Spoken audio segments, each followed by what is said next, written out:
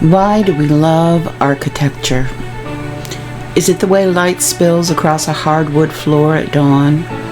The hush of a cathedral's arching silence? The look of space divided? The feel of space divided?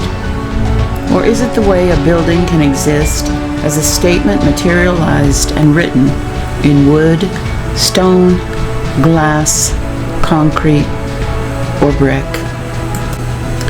There is actually a psychology to architecture.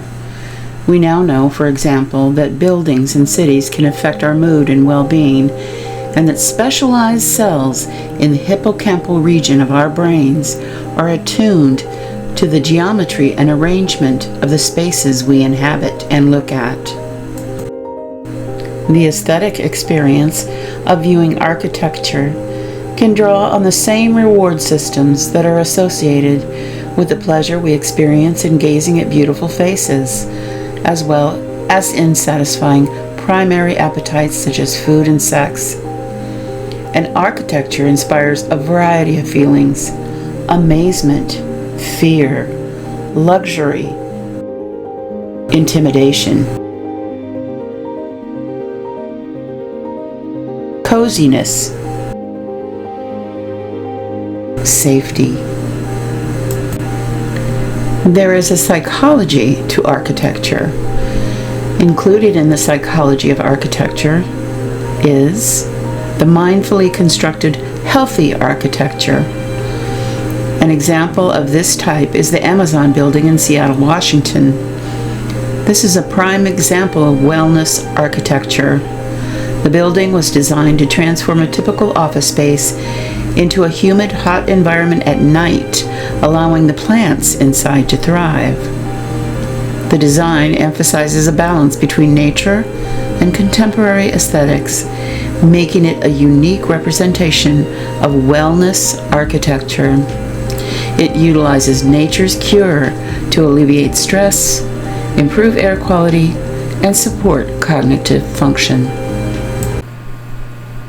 Then there is the psychology of residential architecture. Studies have shown that people respond to the architecture of their surroundings either positively or negatively, and it can affect their mood and sense of well-being. These aspects help to shape our identity, and thoughtful design enhances mental health, productivity, and family bonds. With this in mind, many modern architects are creating ever more mindfully constructed homes. A question then for you: does the space respect you and value you and your individuality? Sadly, in the United States, greed has caused developers to buy up portions of land to install row after row of high-priced houses that neither respect ample space or individuality.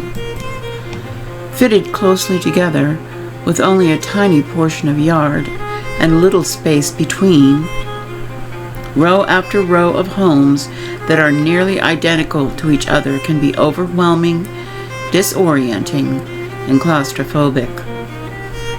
We are influenced to believe that these homes are the desired status symbol. They represent power, luxury, and comfort.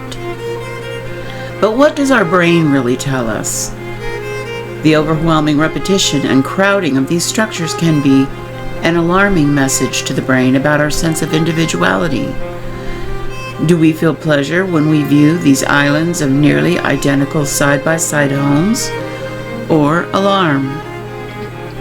Individual answers will vary, of course. Then there is the psychology of school architecture. Poorly designed spaces can lead to stress, anxiety, and other issues. Factors such as noise, overcrowding, lack of natural light, and inadequate ventilation can negatively affect students' learning and emotional health.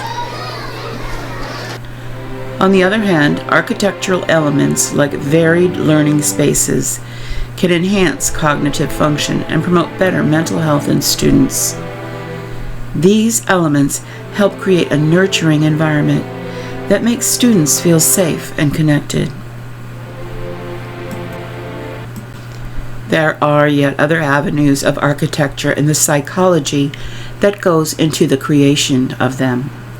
There is the psychology of hospital architecture, the psychology of public architecture, and even the psychology of prison architecture.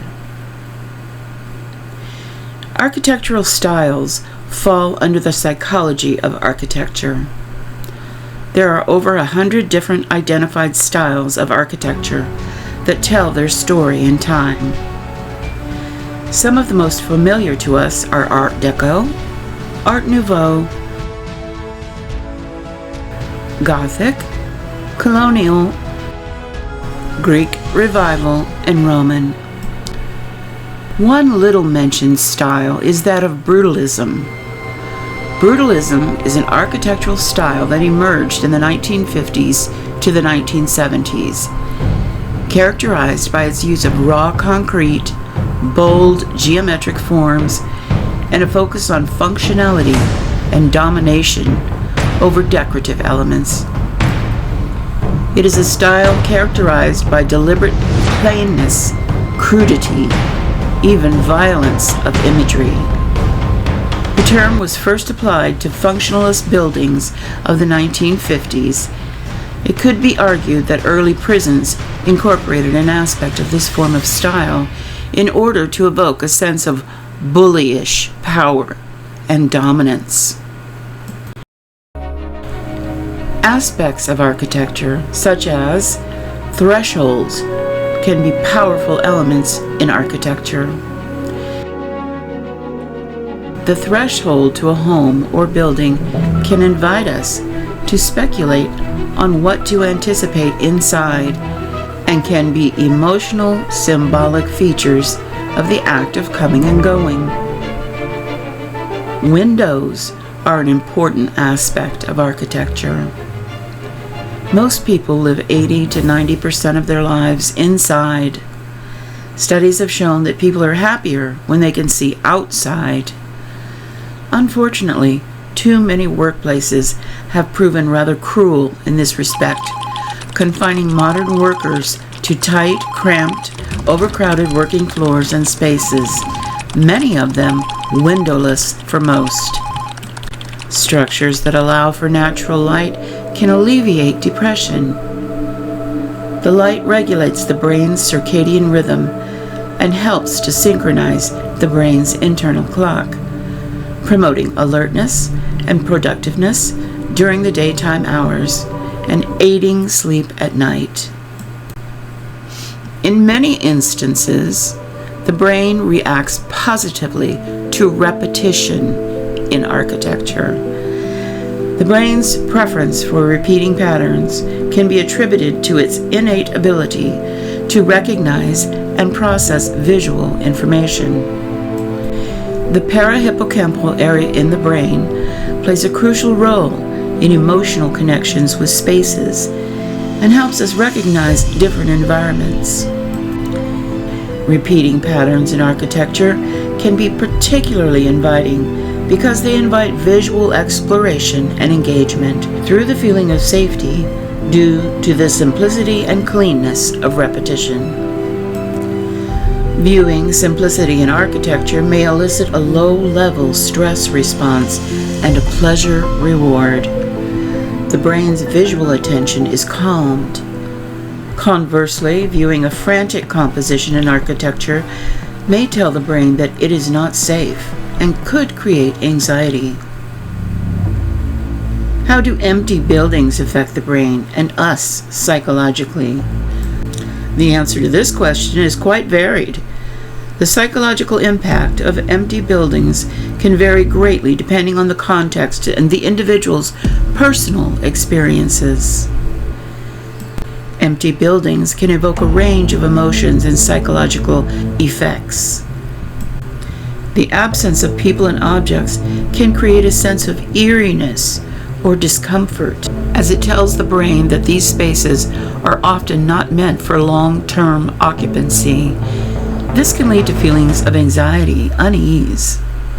On the other hand, empty spaces can also be seen as a blank canvas for creativity and innovation, allowing individuals to think freely and explore and flow into new ideas. Architecture is more than shelter. It invites and retains history. It remembers history. It's emotion. It's a statement carved into space. And few understood this better than Frank Lloyd Wright. Born in 1867 in Richland Center, Wisconsin, Wright grew up surrounded by nature's rhythms. He believed buildings should show growth from the earth, not dominate it. He called it organic architecture, a philosophy that shaped over 1,000 designs across 70 years. Take Falling Water, his 1935 masterpiece. A home suspended above a waterfall, where stone and streams speak in harmony. It's not just architecture, it's choreography between human life and the natural world. Or the Guggenheim Museum in New York, a spiral of light and motion that redefined how we experience art. Wright didn't just design buildings, he designed experiences. He influenced generations of Americans, and with his open plan concepts and flowing spaces, he inspired generations of architects. Arguably America's best architect, Lloyd Wright created masterpieces, creating not only physical buildings, but a lasting cultural impact. He wasn't just a builder, he was a mentor. Through the Taliesin Fellowship, he taught hundreds to see architecture not as formula, but as feeling. Today, his fingerprints are everywhere, in the clean lines of mid-century homes. Frank Lloyd Wright gave us a language of space that still speaks boldly, gently, eternally. We love architecture because it tells our stories. We know that it affects our brain and our mood. In our subconscious mind, each of us know when we are in a good space and want to remain there, or when a space conversely makes us feel uncomfortable. Architecture has the power to influence our feelings. Who does not marvel at the great buildings of Europe? Who is not charmed by a country cottage? Our eyes take the sight of these things to our brains, where the brain can respond with feelings of pleasure and receptiveness, or conversely, wariness. To build is to believe in a future, and many times the buildings themselves outlive us and continue to silently speak to their audience for decades and sometimes centuries. And so, we return to the soul of space, not just as structure, but as story. Architecture is the quiet companion to our lives, shaping how we feel, how we heal, how we connect. From the hum of a school hallway to the hush of a sacred threshold, from the rhythm of repetition to the surprise of light through glass, each space speaks. Frank Lloyd Wright taught us that buildings are not just built, they are born. They carry intention, emotion, and memory. And when done well, they do more than shelter us. They elevate us. So the next time you step into a room, walk down a street, or gaze at a building, look and listen to what your brain is telling you. The space is speaking. What is it saying to you?